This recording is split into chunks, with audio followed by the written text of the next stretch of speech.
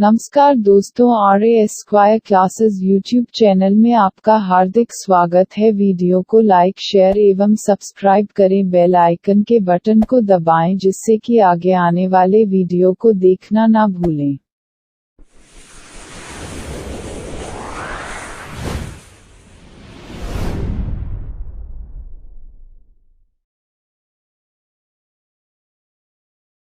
नमस्कार दोस्तों, पिछली क्लास में एवरेज पार्ट 2 में हमने देखा था कि औसत होगा तो सब में बराबर बंटवारा होगा।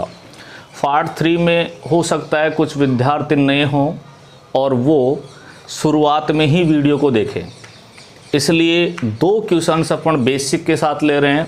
उसके बाद अपन हर क्वेश्चन को ओनली थ्रुट के आधार पर ही करेंगे। हमें यहाँ पे देखिए क्वेश्चन दिया गया है, 24 विद्यार्थियों में से 6 विद्यार्थियों की औसत ऊंचाई 1 मीटर 15 सेंटीमीटर है। कहा गया है, बेसिक हमसे ये कहता है कि 6 विद्यार्थियों की औसत ऊंचाई 1 मीटर 15 सेंटीमीटर है, तो मैं 1.15 लिख सकता हूँ। औसत गुणा राशियों की संख्या, इसका मतलब हमारे पास 6 विद्यार्थियों की ऊंचाई का योग पता लग गया।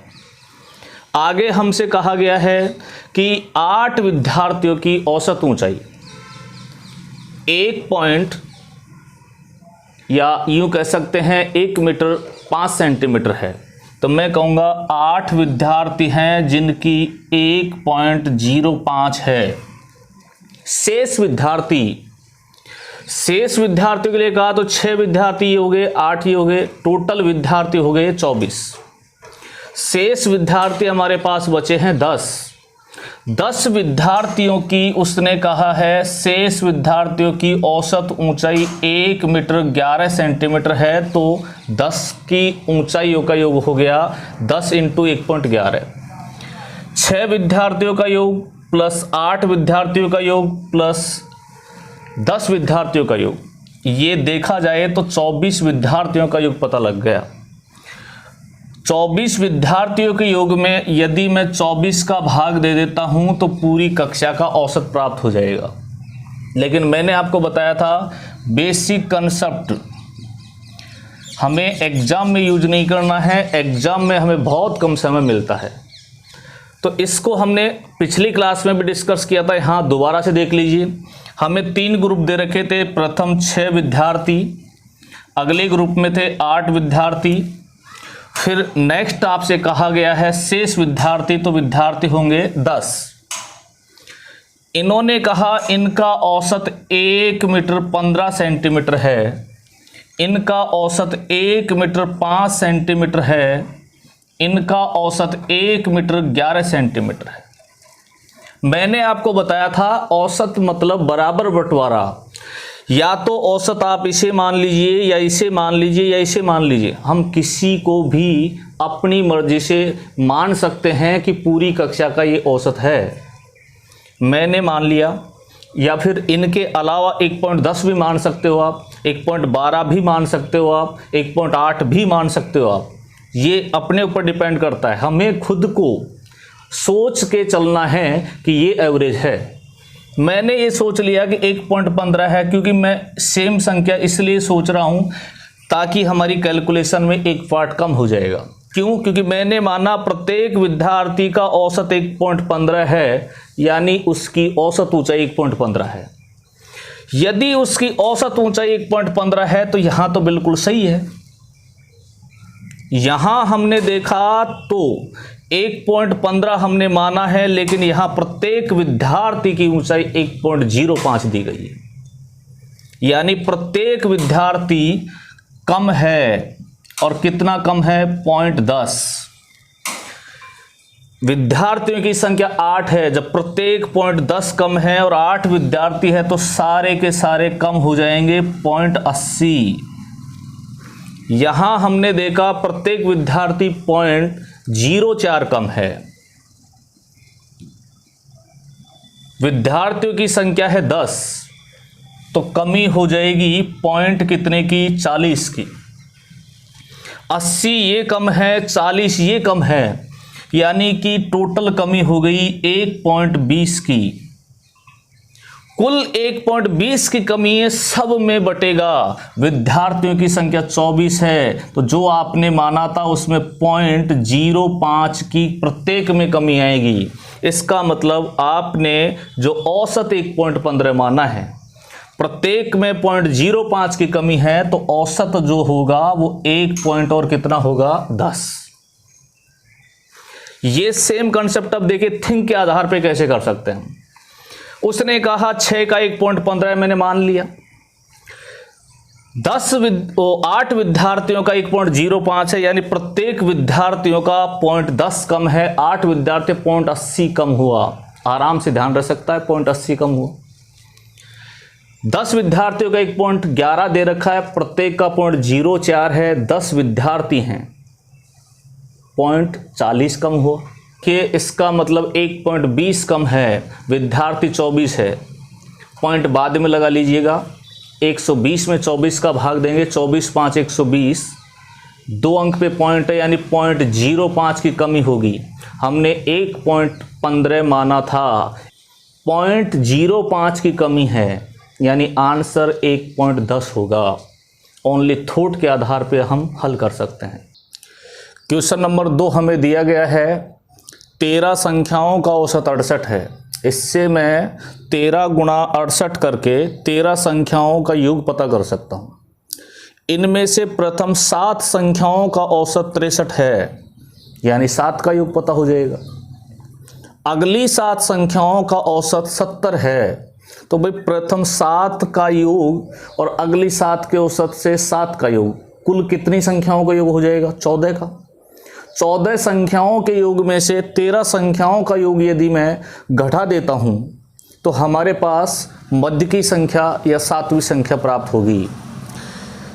उसने कहा 7 संख्याओं का औसत 63 है, फिर अगली 7 संख्याओं का औसत 70 है, तो 7 का योग प्लस 7 का योग, 14 संख्याओं का योग हमें पता लग गया है। आगे कहा है 13 संख्याओं का औसत 68 है, तो मैं 13 संख्याओं का योग पता कर सकता हूं। 7 21, 7 6 42, 7 7 49, 13 8 104, 13 6 78, 441 और 490 यदि हम ऐड करते हैं तो 1943, 931 माइनस 884, तो हमें आंसर प्राप्त होगा 11 में से 4 गया 7 और 92 में से 88 घटाएंगे 4। लेकिन मैंने कहा था बेसिक कंसेप्ट हमें यूज नहीं करना है। मैंने आपको सिखाया था कि भाई 13 संख्याओं का औसत 68 है, तो मैंने मान लिया प्रत्येक संख्या 68 ही है।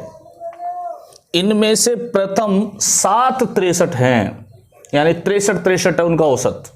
63 है तो 63 संख्या होगी।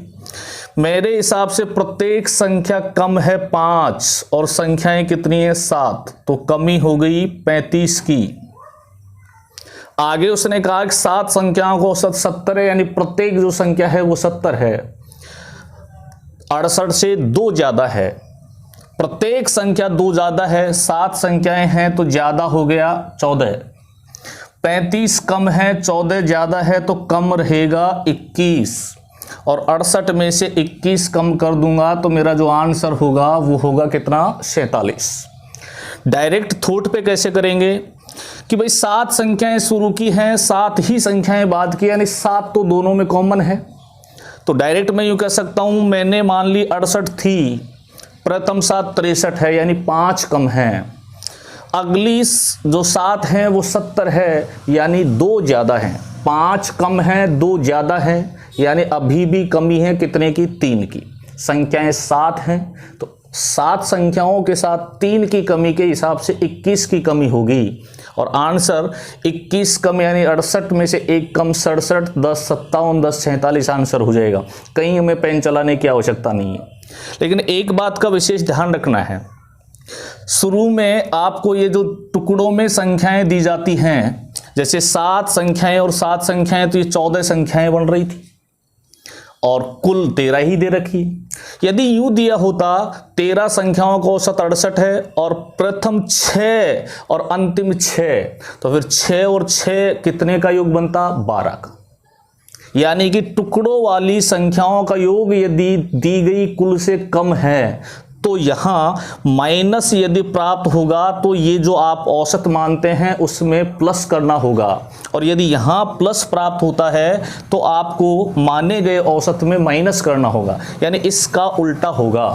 और यदि संख्याएं टुकड़े में दी गई कुल से ज़्यादा ही हैं तो डायरेक्ट ही माइनस आ रहा है तो माइनस करेंगे, प्लस आ रहा है तो प्लस करेंगे।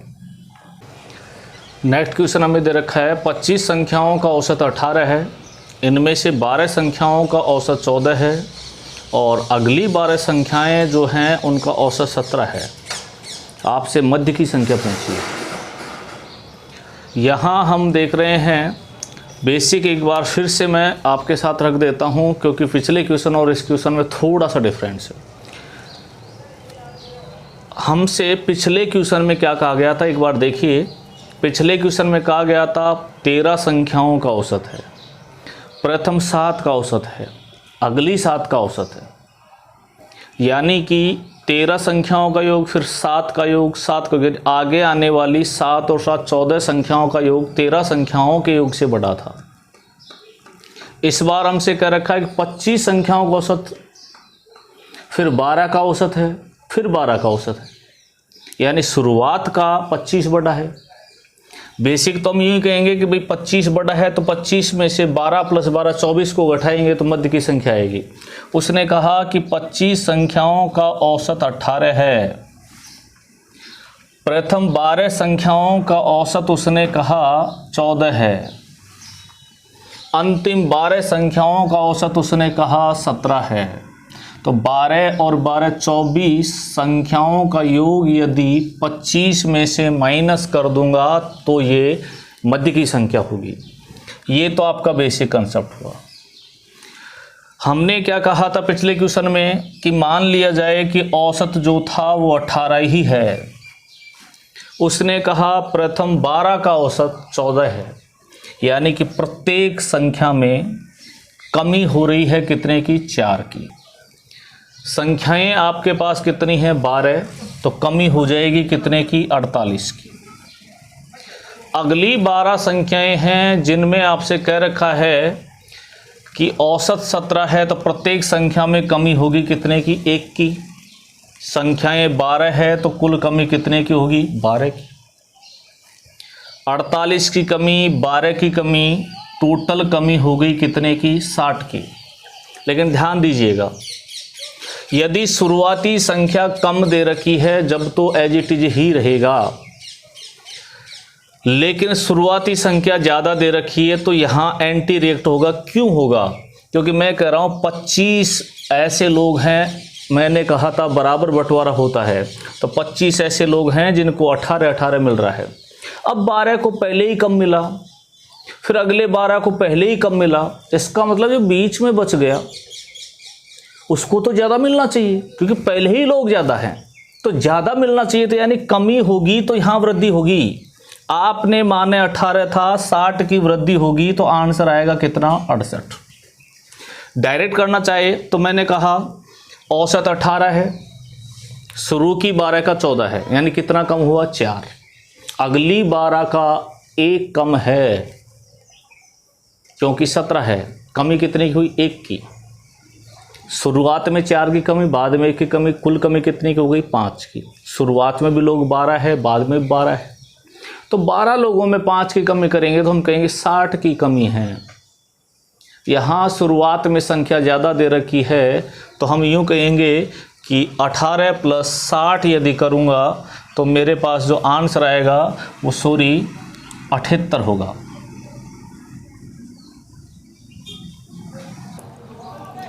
नेक्स्ट क्वेश्चन हमें दे रखा है 7 संख्याओं का औसत 52 है, इनमें से जो 3 संख्याएं हैं, भाई 7 संख्याओं का औसत 52 है। मैं बेसिक यूज नहीं कर रहा, डायरेक्ट कर रहा हूँ। मैंने मान लिया प्रत्येक संख्या 52 है।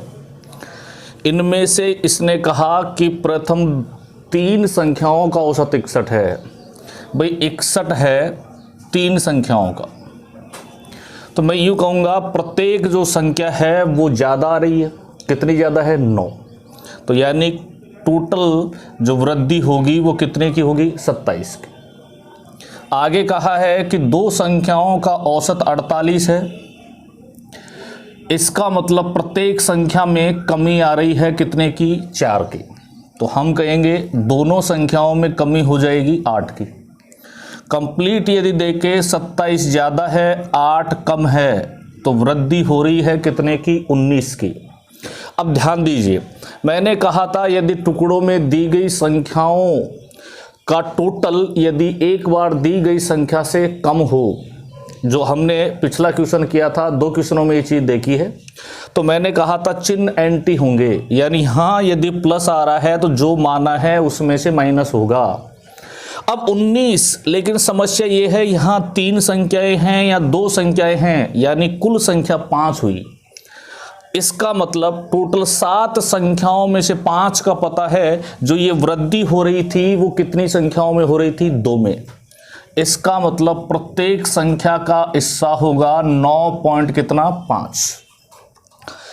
संख्याएं यहाँ टुकड़ों में दी गई कम हैं, तो यानी प्लस का आ रहा है तो मुझे माइनस करना होगा, और 52 में से 9.5 में माइनस करूंगा तो मेरा आंसर होगा 42.5। नेक्स्ट क्वेश्चन हमें दे रखा है 8 संख्याओं का औसत 20 है। भाई 8 संख्याओं का औसत 20 है, तो मैं 8 × 20 कर दूं तो 8 संख्याओं का योग पता लग जाएगा। फिर आगे कहा है कि इनमें प्रथम 2 संख्याओं का औसत 15.5 है। यदि मैं 2 × 15.5 कर दूं तो प्रथम 2 संख्याओं का योग पता लग गया। फिर आगे कहा है कि 3 संख्याओं का औसत 21 से 1/3 है। 21 से 1/3 को मैं क्या कह सकता हूँ? 21 × 3 = 63 और 64/3।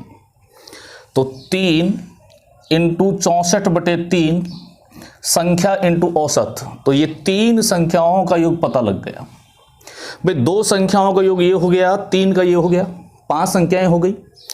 6ठी, 7वीं और 8वीं बची हुई हमारे पास अभी, क्योंकि टोटल 8 संख्याएं थी। अब हमसे इसने क्या कहा है कि भाई 6ठी संख्या 7वीं और 8वीं से क्रम से 4 और 7 कम है। तो मैं 4 और 7 कम है, तो मैं यूं कह सकता हूं कि भाई 6ठी से 7वीं और 8वीं जो है वो 4 और 7 ज़्यादा होगी। क्यों? क्योंकि 6ठी संख्या उनसे कम है तो वो ज़्यादा होंगी। तो 6ठी संख्या मैंने मान ली x है, 7वीं 4 ज़्यादा हो गई और 8वीं 7 ज़्यादा हो गई। 2 संख्याओं का योग प्लस 3 संख्याओं का योग प्लस 6ठी संख्या प्लस 7वीं संख्या प्लस 8वीं संख्या जोड़ दें तो ये सारा का सारा 8 संख्याओं का योग हो गया। यहाँ भी हमें 8 संख्याओं का योग दिया गया है तो बराबर होना चाहिए। आगे हल करते हैं। ये 160, 15.5 को मैं 2 से गुणा करूंगा तो 31, 3 से 3 कैंसिल हो जाएगा 64, x और x 3x और 4 और 7 11, 11 प्लस 64 75, 75 में 31 जोड़ूंगा 106, 160 बराबर 106 प्लस 3x। 106 को मैं इधर लाऊंगा माइनस होगा, 160 में से 100 माइनस करूंगा तो बचेगा अपने पास 60 और 6 और कम हो जाएगा तो हो जाएगा 54 बराबर 3x। x की जो वैल्यू आएगी वो आपको प्राप्त हो गई है 18। यानी x 6ठी संख्या 18 है तो 7वीं 18 प्लस 4 22 होगी, 8वीं 18 प्लस 7 25 होगी। हमसे इसने यही पूछा था 8वीं संख्या क्या है, तो 8वीं संख्या x प्लस 7 यानी 18 प्लस 7 कितनी होगी 25। अगला क्वेश्चन हमें दिया गया है 31 छात्रों की एक कक्षा है, उसका औसत हमें दे रखा है 30। 31 छात्रों की कक्षा का औसत आपको 30 केजी दे रखा है, तो मैं 31 छात्रों का यदि योग निकालूंगा वजन का तो 31 × 30 होगा। फिर हमसे कहा है अध्यापक को भी शामिल कर लिया जाए, तो अब व्यक्ति हो जाएंगे 32। तो औसत भार में 500 ग्राम की वृद्धि हो जाती है। भाई पहले औसत 30 था, अब 500 ग्राम यानी आधा किलो की वृद्धि हो जाती है, तो 30.5 औसत होगा। यहाँ से मुझे 32 लोगों यानी कि 31 विद्यार्थी प्लस अध्यापक की कुल वजन पता लग जाएगा। भाई एक बात बताइए, अध्यापक प्लस 31 विद्यार्थी में से 31 विद्यार्थियों को इनको माइनस कर दूंगा तो किसकी आयु प्राप्त होगी? अध्यापक की। ये हमारा बेसिक कंसेप्ट था, लेकिन मैंने कहा इसे यूज नहीं करना है। मैंने कहा कि भाई 31 विद्यार्थियों का औसत 30 है, यानी प्रत्येक विद्यार्थी 30 केजी का है। यदि अध्यापक भी 30 केजी का ही होता तो औसत पर कोई प्रभाव नहीं पड़ता, लेकिन इसने कहा कि यदि वो 30 केजी का है तो कोई फर्क नहीं पड़ना चाहिए था, लेकिन इसने आपसे कहा कि अध्यापक के आने से 500 ग्राम की वृद्धि हो जाती है, यानी वो 31 से ज़्यादा का है। क्यों है? क्योंकि 500 ग्राम की वृद्धि हो रही है, तो मेरे पास 31 तो विद्यार्थी और एक खुद अध्यापक, तो यानी 32 व्यक्ति हैं। उसने औसत में 500 ग्राम की वृद्धि करवाई, यानी प्रत्येक के साथ आधा केजी की वृद्धि होगी, तो कुल वृद्धि होगी कितने की? 16 केजी की। जब 30 से 16 केजी की वृद्धि होगी तो आंसर हमारा होगा 46। नेक्स्ट क्वेश्चन दिया है 36 छात्रों के एक समूह की औसत आयु 50 वर्ष है। मैं डायरेक्ट ही कर रहा हूं, यानी 36 विद्यार्थी का औसत आयु 50 वर्ष दे रखा है, तो मैं कहूँगा प्रत्येक विद्यार्थी 50 वर्ष का है। अध्यापक को भी शामिल कर लेते हैं, तो यानी व्यक्तियों की संख्या हो चुकी है कितनी? 37। तो इसने कहा कि औसत में 1 केजी की कमी हो जाती है।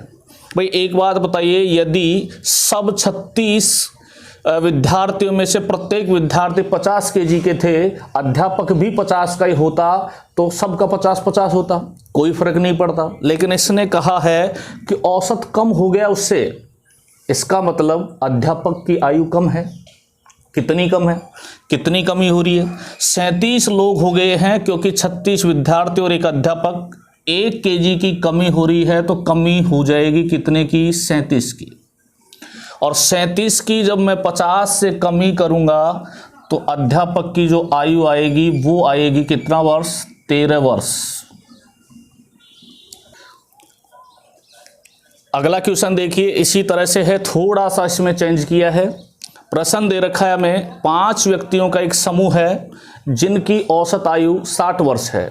भाई 5 व्यक्तियों का समूह है और औसत हमें दे रखा है 60 वर्ष, यानी प्रत्येक व्यक्ति 60 वर्ष का है।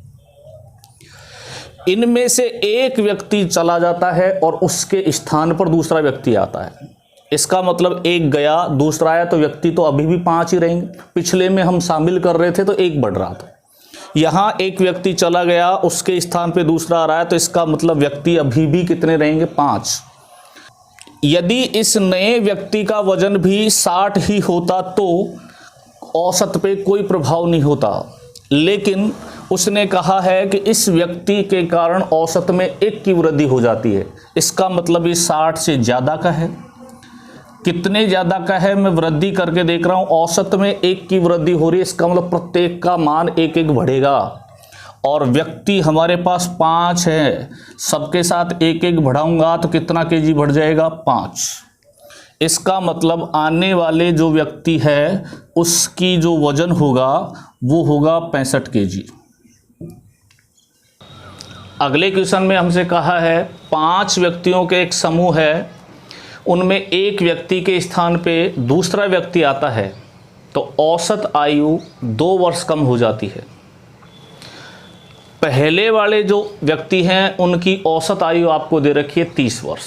तो हम ये कहेंगे कि पहले एक व्यक्ति गया, उसी के स्थान पे दूसरा आया है, तो व्यक्ति तो टोटल हमारे पास अभी भी कितने हैं? 5। इसने हमसे कह रखा है कि इनकी औसत उम्र 30 वर्ष थी, यानी प्रत्येक पांचों में से प्रत्येक व्यक्ति 30-30 वर्ष का था। यदि आने वाला व्यक्ति भी 30 का ही होता तो कोई फर्क नहीं पड़ता, लेकिन गया है 30 का और आने वाले व्यक्ति के कारण औसत में 2 की कमी हो जाती है। भाई आने वाले के कारण औसत 2 कम हो जाता है, इसका मतलब प्रत्येक व्यक्ति 2-2 कम हो जाएगा, और जब 2-2 कम हो जाएगा तो व्यक्ति अपने पास कितने हैं 5, यानी कम हो जाएगा कितना 10, तो आंसर होगा 20। नेक्स्ट क्वेश्चन दे रखा है 8 व्यक्तियों में से 2 व्यक्तियों की आयु दे रखी है 21 वर्ष और 23 वर्ष, व्यक्ति हैं 8। इन दोनों व्यक्तियों के स्थान पर 2 नए व्यक्ति आ जाते हैं तो औसत में 2 की वृद्धि हो जाती है। यानी दोनों व्यक्ति जो गए, एक 21 का था एक 23 का था, तो कितने वर्ष के थे 44 के। आने वाले दोनों व्यक्ति भी यदि 44 के ही होते तो औसत पर कोई फर्क नहीं पड़ता, लेकिन उसने कहा है कि 2 जब नए आते हैं तो औसत में 2 की वृद्धि हो जाती है। औसत का मतलब सब में मैंने यही समझा रखा है। आदमी हमारे पास 8 हैं पुरुष, सब में 2-2 की वृद्धि होती है तो कुल कितने की वृद्धि हो जाएगी 16 की। और जब 16 की वृद्धि होगी तो आने वाले व्यक्तियों की उम्र होगी 60 वर्ष। इनका औसत पूछा है, इनका औसत यदि ज्ञात करेंगे तो 2 व्यक्ति थे, यानी प्रत्येक व्यक्ति की आयु होगी 30 वर्ष।